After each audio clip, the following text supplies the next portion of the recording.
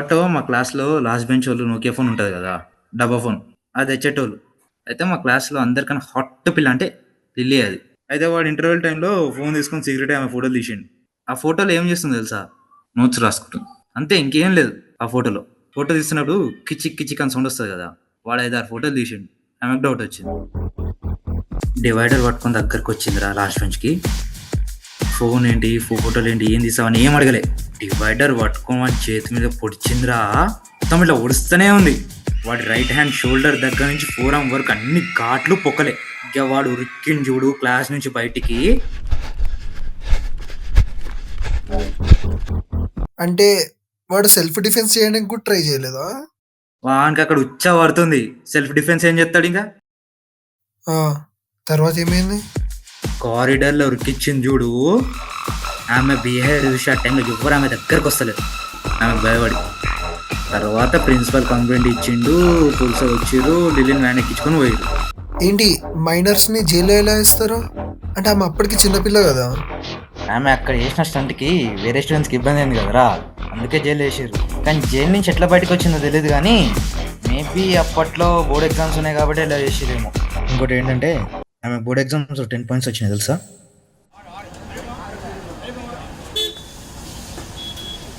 కానీ ఆమె ఎంత మంచిది తెలుసా అన్న?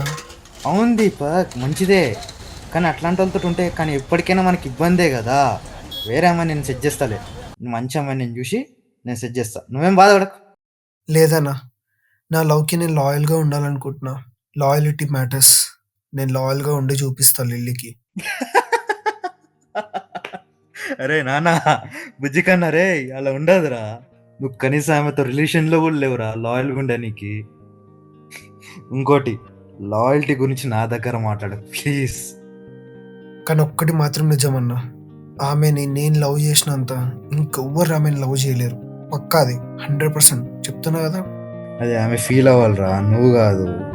నీకెంత మంచిగా చేద్దామన్నా నువ్వు వింటలేవు. ఆమె లైఫ్‌లో నీకన్నా ఎక్కువగా మంచిగా లవ్ చేసేవాళ్ళు ఉంటారు. ఇది నిజం.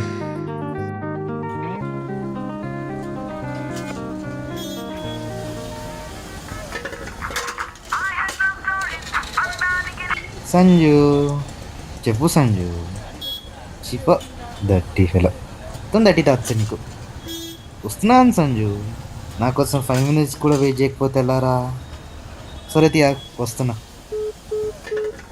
దీపక్, నేను వెళ్తున్నా. చెప్పేది విను. నువ్వు వీలైనంత త్వరగా మారిపో. నువ్వు లిల్లీకి దొరికినావు. ఆమె మంచిది కాబట్టి వదిలేసింది. అదే ఒకవేళ రాంగ్ పర్సన్కి దొరుకుంటేనా నిన్ను ఒక రేంజ్లో ఆడుకుంటుంది. సో కొంచెం మారు. అంటే నాలా తయారమని చెప్పట్లే. నాకు అర్థమైందన్నా. అదే, కానీ కొంచెం ఆ మెచ్యూరిటీ తెచ్చుకో అంటున్నా. ఇంకా చిన్న ఫోన్ లెక్క బిహేవ్ చేయకరా. ఇంకోటి, అమ్మాయిల గాలి సోకి మందు సిగరెట్లు అలవాటు చేసుకో. సిగరెట్లు, మందు, ప్రేమ ఆరోగ్యానికి హానికరం. సరే మరి, బాయ్.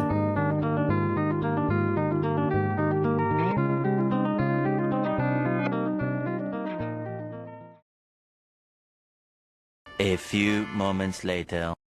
Yes ma'am. పిలిచారంట? నీ వర్క్షీట్ చూశాను. నువ్వు డే టు డే అప్డేట్ చేయట్లేదు. ఎందుకని? 5 డేస్‌కి ఒకసారి అన్నీ అప్డేట్ చేస్తున్నా. 2 మంత్స్ నుండి ఏం అప్డేట్ చేయలే నువ్వు. వెళ్ళి టైమ్ టు టైమ్ అప్డేట్ చేసిరా. Okay ma'am. 2000 years later. Ma'am done. అయిపోయింది. అయ్యో! డేట్లు ఎవడు పెడతాడు సామీ? మర్చిపోయినా మ్యామ్. ఫస్ట్ వెళ్ళి ఆ డేట్లు తగిలేయిపో. ఓకే. ఓకే.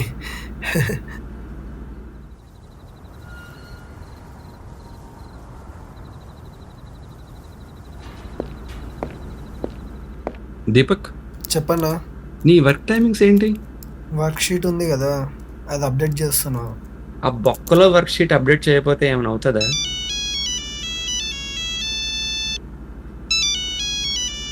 చెప్పు. కిందికొస్తావా? నన్ను వెళ్ళిపోమంటావా? యా వస్తున్నా.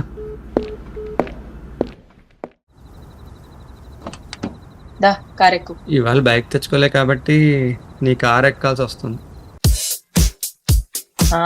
ఏంటి? ఒక్క 2 నిమిషాలు ఆగలేవా? తమరి ఫోన్ కలవడం లేదంట. మీ మమ్మీ నాకు కాల్ చేసింది. అసలు ఇవాళ మీరిద్దరు ఇంటికి ఎప్పుడు వస్తారని అడుగుతుంది. సరే అంజు, కానీ కిందకి వస్తావా రావా అనే ఆ టోన్కి నేను హర్ట్ అయ్యాను. Can't help.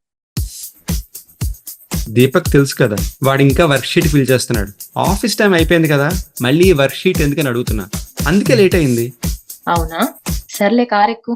నిన్ను బతిమలాడి ఓపిక నాకు అస్సలు లేదు. నా ఓపిక చచ్చిపోయింది. Can't help. అంజు, నేను మెట్రోలో వచ్చేస్తాను ఇంటికి, నువ్వు వెళ్ళు. మెట్రోలో వస్తే నీకే లేట్ అవుతుంది. No problem. ఇవాళ ఈవినింగ్ జూబ్లీ హిల్స్ లో క్లయింట్ మీటింగ్ ఉండేది. అది అయ్యాక అక్కడి నుంచి మళ్ళీ గచ్చిబౌలి. ఫుల్ హెవీ ట్రాఫిక్ లో నీకోసం వచ్చాను. ప్లీజ్ గోవింద్, విసిగించకు. Thank you so much for coming, but I don't want to come. And I can actually pay for that. How much? Waiting charges? మన మధ్యలో టర్మ్స్ బాలేవు. నువ్వు ఇంకా గలీజ్ చేయవు.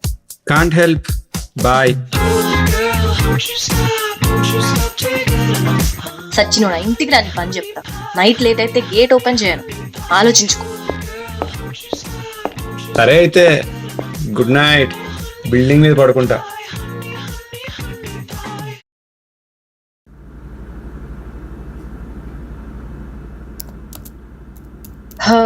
దీపక్, చెప్పండి మ్యామ్. వర్క్ షీటే కదా, తర్వాత చేసుకో. ఇప్పుడైతే ఇంటికి వెళ్ళు. మీరే work sheet feeling is mandatory అదేది అంటారు. అలా అన్నానా? అంటే అలానే చెప్పారు కదా. చెప్తా, కానీ ఆఫీస్ టైమింగ్స్ మెయింటైన్ చేయాలి. అవును, అసలు ఈ వర్క్ షీట్ ఎందుకు మ్యాండేటరీ? మీ ఫ్రెషర్స్ ట్రైనింగ్ పీరియడ్ అయ్యాక ఈ వర్క్ షీట్ చెక్ చేస్తాం. How are these employees working అని. అమ్మో, నన్ను తీసేస్తారు కదా మ్యామ్. పర్ఫార్మెన్స్ నచ్చితే ఉంటారు, నచ్చపోతే తీసేస్తాం కదా. అది నిజమే. Do you have any personal problems? చెప్పు, I'll try to solve if I can. Ma'am, free ఉన్నారా? ఏం లేదు, గోవింద్కి టెక్స్ట్ చేస్తున్నా, ఇంటికి వెళ్తున్నాడా లేదా అని. చెప్పు, ఏమైంది? Actually I want to share something with you. మీరు ఏజ్లో నాకన్నా పెద్ద కదా, సో నాకేమైనా సజెషన్స్ ఇస్తారేమో అని. అరే చెప్పు చెప్పు, ఏమైంది నీకు? అంటే నీకు కొంచెం కాదు, చాలానే డిస్టర్బ్ అవుతున్నా కొన్ని మంత్స్ నుంచి. ఇంతకు అమ్మాయి పేరేంటి?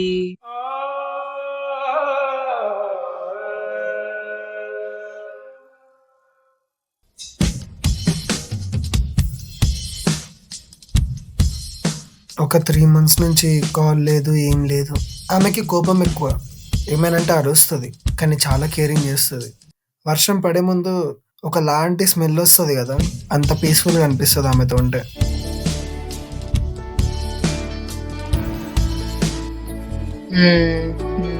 I can feel that. కానీ ఆమె కొన్నిసార్లు రూడ్గా బిహేవ్ చేస్తుంది, అది నాకు అస్సలు నచ్చదు, అందుకే వదిలేసిన. నువ్వు వదిలేసావా, ఆమె వదిలేసిందా? రెండూ అనుకో. But I miss her very badly and I want her and I don't want her in my life. చూడు దీపక్, ఒక మనిషిలో పాజిటివ్స్ ఇంకా నెగటివ్స్ రెండు ఉంటేనే ఆ రిలేషన్ బ్యాలెన్స్ అవుతుంది. నువ్వు చెప్పిందంతా విన్నాను, I'm sorry to say this, but Deepak, నీదే తప్పుంది.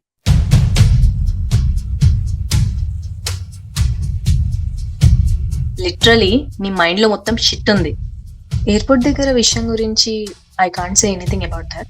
రోహిత్ గురించి యాక్చువల్లీ నీ ఫీలింగ్స్ ని నీ సిగ్నేచర్ డే రోజు ఎక్స్ప్రెస్ చేస్తుంటే అయిపోతుండే. నో, అలా కాదు. నేను చాలా మందిని చూశాను, but Lily is so different.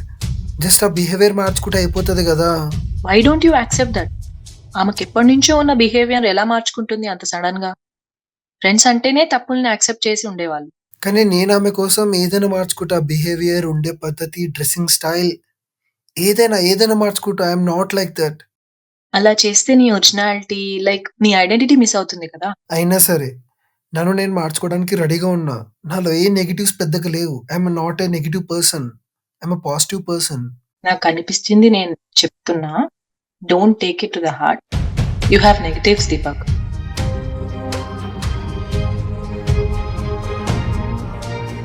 లిల్లీకి ఏమైనా ఇష్యూస్ ఉంటే డైరెక్ట్ గా ఆన్ ఫేస్ చెప్తుంది. నీలాగా లోపల దాచుకొని ఫీల్ అవుతారేమో, హర్ట్ అవుతారేమో అని అనుకోదు. అన్ని కేసెస్ లో కాదు, బట్ కొన్ని కేసెస్ లో ఆన్ ఫేస్ చెప్పొచ్చు, పర్లేదు. నేనేదో గర్ల్ కాబట్టి గర్ల్ సైడ్ నుంచి మాట్లాడుతున్నా అని కాదు, బట్ తను కరెక్ట్ గానే ఉంది. సరే సరే మ్యామ్. ఆన్ ఫేస్ చెప్పే అమ్మాయి అయితే రోహిత్ గురించి నాకు స్టార్టింగ్ లోనే ఎందుకు చెప్పలే? ఎప్పుడైతే రోహిత్ కేరళ నుంచి వచ్చిండో అప్పటి నుంచి నాతో మాట్లాడడం బంద్ చేసింది. ఆమెకు ఆల్రెడీ తెలుసు మ్యామ్ నన్ను వదిలేస్తుందని.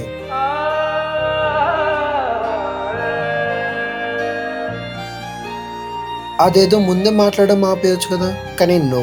ఎందుకంటే అప్పుడు రోహిత్ లేడు కాబట్టి. రోహిత్ ఒకవేళ పక్కన ఉంటే నాతో ఎందుకు మాట్లాడుతుంది? చిన్నప్పుడు మా ఇంటి గల్లీలో చందమామని ఇలా పైకి చూస్తూ బాగా గుర్తుండే. పోయి మా ఫ్రెండ్స్కి కూడా చెప్తుండే, అరే చూడరా చూడరా చందమామ నేను ఎక్కడికి వెళ్తే అక్కడికే వస్తుందిరా చూడరా అని అంటుండే. కానీ తర్వాత అది అబద్ధం అని తెలిసింది. కొంచెం బాధ వేసింది. ఆ తర్వాత నా మీద నాకు అసహ్యం వేసింది.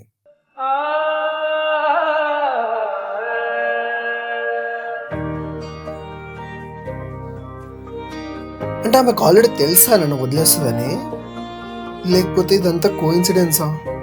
నా పరిస్థితి ఎలా ఉందంటే నా కంపెనీలో ఒక జాబ్ రిజిగ్నేషన్ పెట్టేశాక నోటీస్ పీరియడ్ చేయకుండా వెళ్ళిపోతే ఎలా ఉంటుంది? యా, ఆ కేసులో మాత్రం తనదే తప్పు.